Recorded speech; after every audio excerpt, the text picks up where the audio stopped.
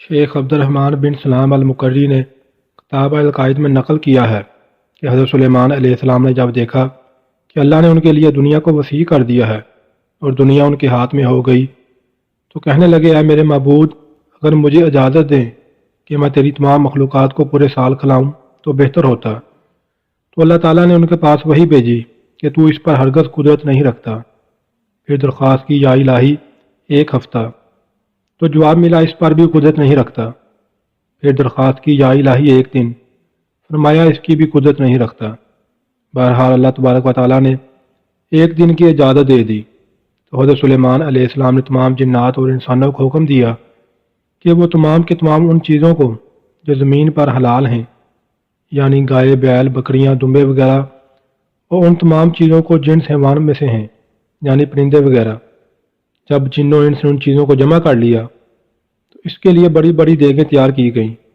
پھر ان جانوروں کو ذبح کیا گیا اور ان کو پکایا گیا، اور ہوا کو حکم دیا کہ وہ کھانے پر چلے تاکہ خراب نہ ہو۔ پھر کانوں کو جنگل میں پھیلا دیا گیا۔ اس کا طول 1 مہینے کی مسافت کے برابر تھا اور اس کا عرض بھی اتنا ہی تھا۔ پھر اللہ تعالیٰ نے حضرت سلیمان علیہ السلام کے پاس وحی بھیجی، اے سلمان، تو مخلوقات میں سے کس سے دعوت شروع کرے گا؟ حضرت سلیمان علیہ السلام نے فرمایا کہ میں دریا کے جانوروں سے شروع کروں گا۔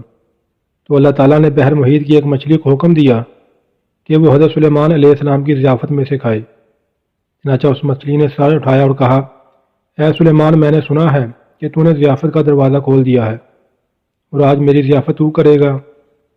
حضرت سلیمان علیہ السلام نے فرمایا، لے اور کھانا شروع کر۔ چنانچہ وہ مچھلی آگے بڑھی اور دسترخوان کے شروع سے کھانے لگی۔ مچھلی نے اس قدر کھایا کہ ایک ساتھ میں سارا کھانا صاف کر دیا۔